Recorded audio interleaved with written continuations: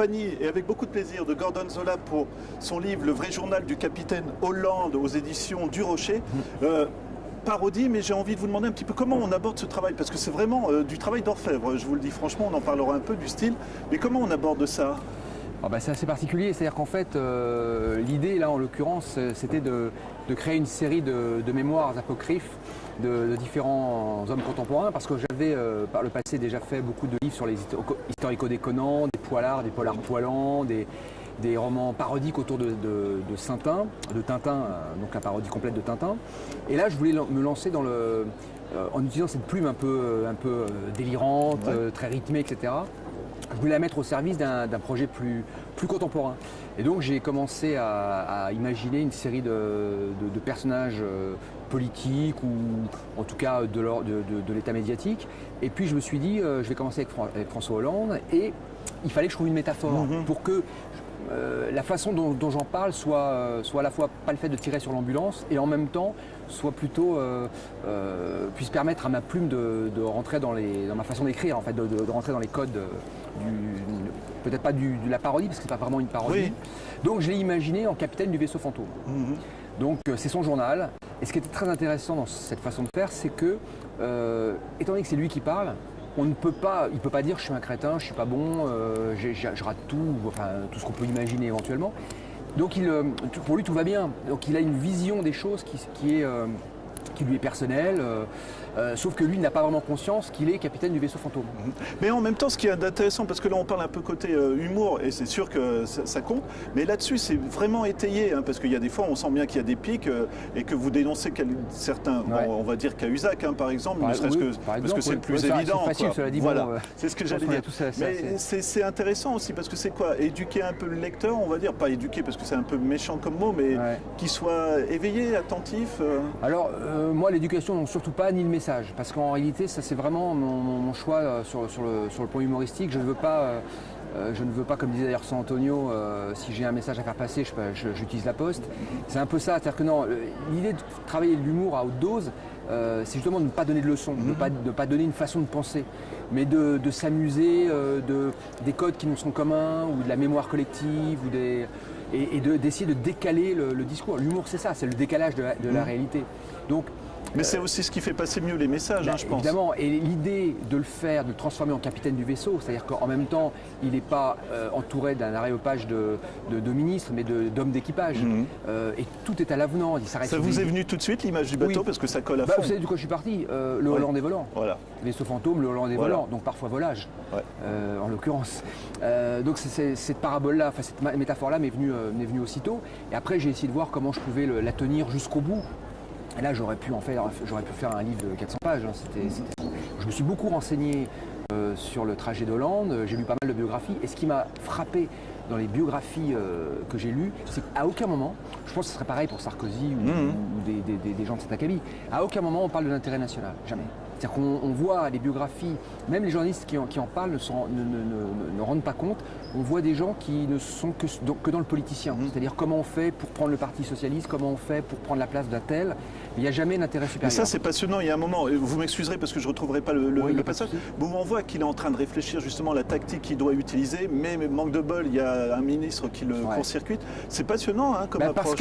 Oui, parce qu'en même temps, si vous le comprenez très bien, mais je ne suis pas un partisan spécifique de François Hollande, mais en même temps c'est trop facile de dire, bon moi comme il y a eu toutes les piques sur Sarkozy ou comme il y en a sur Hollande, j'ai essayé de voir un schéma différent, ne pas dire voilà je tape sur l'ambulance, enfin une ambulance c'est quand même le président, c'est pas non plus une ambulance, mais là, ce qui m'intéressait c'est de trouver un effet de décalage qui soit qui semble cohérent. Et qui ne soit pas, c'est un anti-Sarkozy primaire ou un anti-Hollande primaire. C'est toujours ça un peu la difficulté avec les humoristes qui s'engagent politiquement. Moi, je ne voulais pas d'engagement politique parce que j'aime la politique dans le sens large du terme, ça, la politique au sens de la cité. Le côté politicien ne m'intéresse pas du tout, savoir si Sarkozy est meilleur qu'Hollande. Franchement, ça me dépasse et je pense que ça dépasse beaucoup de gens. Ce qui est intéressant, c'est le rapport général à la politique, quoi. Donc, ces gens-là ne sont que des comment dire, entre guillemets, des marionnettes d'un système en réalité. Donc en prenant le côté comique à haute dose, on en tire peut-être plus facilement, pour dire un grand mot, la scientifique moelle. Voilà. Je pars sur l'humour parce qu'il y a vraiment un passage qui m'a vraiment, mais j'étais écroulé de rire, je vous le dis franchement, c'est Julie Gaillet quand il va rendre visite. Oui, dans son Gaillet spirale. Voilà. Est-ce que vous pouvez nous raconter en quelques mots comment vous avez transformé ça, hein? Il va dans une maison, enfin c'est sublime, il prend une île en scooter ou des choses comme ça pour aller à sa rencontre, le fameux épisode en scooter de mer. Mais écoutez, franchement, c'est sublime comme image parce que comment on trouve ces idées d'affilée, quoi? Alors là, c'est très franchement, j'ai essayé de prendre la chronologie des 3 ans et de voir à quel moment ce que je pouvais prendre et boursoufler en quelque sorte. Oui. Voilà, après, comment les choses me viennent, j'ai essayé de prendre les choses qui pouvaient être le plus délirant possible. Mais comme l'histoire de Leonarda ou l'histoire de... L'idée de... L'île de la Tordue, je lisais, bon, on laissera. Voilà. Qui est Charlie, qui leur envoie des pics, parce que surtout à l'époque de Leonarda, là, où il y avait la fameuse photo, le dessin de Leonarda dans Charlie. C'était ça, pour lui, Charlie c'est un sous-marin. C'est-à-dire c'est un sous-marin qui envoie des pics qui ne sont pas marrants du tout pour lui. Donc c'est voilà, encore une fois la métaphore marine. Mais bon, voilà, j'ai imaginé une scène de chambre avec Travailler aussi, parce que... C'est savoureux, hein, franchement, je vous le dis. Écoutez, merci, mais voilà, après j'ai essayé d'adapter encore une fois ce que je fais depuis des années sur le roman comique à quelque chose de plus politique. Mais je ne voulais pas, parce que c'était le premier travail que je faisais avec Le Rocher, et je leur avais dit, attention, je veux absolument pouvoir cadrer mon travail, enfin ce que je fais habituellement dans ce travail-là. Il n'était pas question de refaire un autre type d'humour ou quelque chose de plus... différent. Oui, une vision différente. J'ai un style particulier, enfin je crois, et que j'essaie d'adapter à différents projets. Et je me demandais, mais ça doit être un boulot monstrueux, non? Parce qu'il y a quasiment un jeu de mots à la ligne ou des choses comme ça. Je dois avouer que ça me vient assez facilement. Hein. C'est le calembour, le jeu de mots, l'allitération, le zeugma, enfin tout ce qu'on peut imaginer en termes de jeu de mots. Ça me vient assez facilement, je ne réfléchis pas beaucoup, mais c'est une gymnastique en réalité, hein. Je pense que ça peut venir à peu près à tout le monde, c'est juste une question je suppose, une question d'esprit et d'aller voir, vous savez c'est comme les gens qui ont l'oreille absolue, qui n'entendent plus des sons mais des notes, c'est un peu pareil, je me suis habitué à entendre dans les mots le décalage qu'on pourrait en faire. Le saut à l'ecclésiastique, des choses, tout et n'importe quoi en réalité. Hein. Quelqu'un me dit, pouvez-vous me faire une dédicace? Je m'appelle Mathias et je fais Mathias de T. C'est systématique, ça me vient assez naturellement comme ça. Mais c'est aussi un jeu que j'ai habitué avec mon travail. Voilà, mais vous l'expliquiez tout à l'heure, vous avez lu des livres sur François Hollande, des choses comme ça. Quand vous écrivez, est-ce que vous vous faites rire ou est-ce que justement vous êtes sérieux du coup? Parce qu'il y a une progression dramatique. Je prends l'humour assez au sérieux. Non, en réalité, pour moi, l'intérêt du travail d'écrivain, c'est de faire croire que tout est fluide, tout est simple. Quand vous avez la sensation que ce que vous lisez est d'une fluidité imparable, c'est gagné. En réalité, c'est très dur à faire. Mais ça, tous les écrivains, quel que soit leur style, je pense, ont cette gageure à faire. Moi, je trouve ça très difficile. Pourtant, j'écris beaucoup. Hein. J'écris entre 4 et 5 livres par an. On pourrait dire que j'ai une facilité d'écriture. En réalité, moi, j'ai pas cette sensation-là. J'ai la sensation que c'est à chaque fois compliqué. Je parle pas du fait du jeu de mots, comme je disais tout à l'heure, mais... Parce que là, il y a une progression dramatique, par exemple, il y a des choses comme ça. Et je me dis, alors déjà, il y a le style que vous allez travailler comme vous venez de l'expliquer, mais en plus, vous mettez une intrigue qui se tient. Vous inventez quand même le bateau, il faut trouver les îles, les choses comme ça qui collent avec l'actualité, que le lecteur ne soit pas perdu non plus. Je me dis que ça doit être un boulot monstrueux. Il y a un psychologue qui m'a dit que c'est une écriture verticale. J'ai jamais très bien compris ce que ça voulait dire. J'avais un cerveau fait de façon curieuse, je travaillais en vertical avec plusieurs degrés en même temps. Je sais pas, je pense que c'est l'habitude du travail dans ce genre que je me suis choisi, mais parce que je pars toujours du principe que l'écriture est quand même une construction. C'est-à-dire que je n'écris pas naturellement comme ça, c'est une construction littéraire. Voilà, et j'assume complètement le jeu de mots permanent. Mais dans le jeu de mots, il faut toujours entendre une chose, c'est que dans le jeu de mots, les gens entendent souvent calembour, ce que j'adore. Le calembour, pour moi, c'est extraordinaire. Mais il faut entendre par jeu de mots toutes les formes de jeu de mots. C'est-à-dire que pour moi, c'est de la poésie. Vous acceptez tout, alors, je veux dire, à la limite, pas en général, mais en humour, il faut que ça vienne comme ça, que ça soit naturel, quoi, finalement. Oui, naturel, mais en même temps... Mais ça peut être visuel, je veux dire, quand je disais l'île de la Tordue, on sait où... qui y habite, on va le laisser au lecteur. Mais c'est quand même génial comme idée aussi. Et là, ça devient, c'est plus du jeu de mots, on projette une image quand même là, non? Oui, mais vous parlez quand il va à l'île de la Tordue pour dans les bordels. Écoutez les gens qui regardent l'interview, lisez-le, quoi. C'est tout simplement, mais c'est génial. Gentil. Voilà, bon, j'espère que... Alors l'idée, c'est est-ce que je vais continuer? C'est ça, c'est la question que je me posais. Est-ce que je vais continuer dans ce domaine-là? Parce que j'ai fait toute une saga sur Saint-Un et son ami Lou. Donc, juste, vous pouvez... Je vais être honnête, j'ai pas eu le temps de lire le bouquin, mais quelle origine? Pourquoi Saint-Un, justement? Enfin, Tintin... En fait, c'est très simple. En réalité, j'avais installé une grille d'écriture sur ce que j'appellerais du poilard, du polar poilant. Ça marchait bien. J'ai après fait ce que... J'adore l'histoire, donc j'ai voulu faire du roman historico-déconnant où je racontais l'histoire de France par le prisme d'une même famille, mais à des époques différentes. Donc j'ai fait Gécluse, par exemple, qui est l'affaire Dreyfus vue par un policier alcoolique. Premier point de vue éthylique de l'affaire Dreyfus. Excusez-moi. Et je continue ça, j'en fais un de temps en temps. Le prochain sur la guerre 14, qui va s'appeler Carton 14. Et je me suis dit, je vais parodier une œuvre entière. Ça serait marrant de parodier une œuvre entière, quelque chose qui va me prendre 2, 3, 4 ans de travail. Et j'ai cherché quelle œuvre je pouvais parodier. Mais ça pouvait être les Beatles ou Picasso. Et la seule œuvre que j'ai trouvée qui avait une cohésion, une cohérence, qui parlait à tout le monde, c'est Tintin. Vous pouvez la prendre dans tous les sens. Tintin parle à tout le monde, à 4 générations différentes, et de toutes les façons qu'il soit. Si vous dites à quelqu'un le professeur Tournesol, on sait qui c'est. On sait que c'est Tintin. On sait que c'est dans Tintin.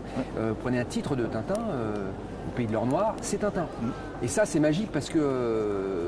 C'est un défi, c'est intéressant, comme vous dites, vous avez cherché un défi, quoi, finalement. Oui, exactement, parce que ça, c'est mon point de vue personnel face à la littérature.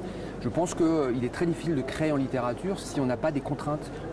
Ça date des années 40, années 50, avec Loulipo et Queneau et consorts, et Pérec après, etc. Mais je crois qu'on a un petit peu quitté ça pour revenir à vraiment vous savez, je ne sais pas si aujourd'hui on a vraiment des romanciers ou des conteurs. On a beaucoup de gens qui ne font que des histoires, des conteurs. C'est très très bien. Mais j'aime bien aussi m'amuser avec les mots, travailler comment est-ce qu'on peut utiliser la langue. Et le fond, bien sûr, le fond et la forme. Et moi, je n'ai trouvé que à ma petite échelle, j'ai trouvé que ce principe-là, c'est-à-dire de comment, avec le jeu des mots, comment décrypter des choses. Donc je trouvais intéressant, si vous prenez Tintin par exemple, Tintin qui représente quasiment sur le plan géopolitique tout le XXe siècle, comment le réadapter aujourd'hui? Donc moi, mon Saint-Un, moi qui crois être le fils de Tintin, qui cherche la preuve de sa filiation, il traverse les printemps arabes, il va au Tibet au moment où le problème du Tibet avec la Chine. Et c'est très intéressant parce que du coup, on peut y mettre beaucoup d'humour, mais on peut y mettre aussi un peu d'actualité de façon décalée. Je me permets juste parce que les éditions, je ne sais plus, Casterman ou je ne sais pas qui s'occupe de Hergé, en tout cas des droits, et c'est pas pour remuer, mais je crois porter plainte contre vous. Je dis ça parce que j'ai connu d'autres personnes qui ont utilisé le personnage de Tintin. Pour tout vous dire, c'est juste des scouts qui avaient fait un parcours en mettant des images de Tintin, ils se sont mangés un procès. Quand on le sait quand même que Tintin, c'est presque une icône, on dirait qu'il ne faut plus y toucher du tout. Ça vous a fait réfléchir quand même? C'est ce que j'ai dit, non. C'est ce que j'ai dit au procès, quand j'ai eu un long procès, non pas de Casterman. C'est pas pour vous provoquer, mais je trouve intéressant. C'est les éditions Moulinsart, donc les héritiers d'Hergé qui m'ont attaqué avec tous les chefs d'inculpation possibles et imaginables.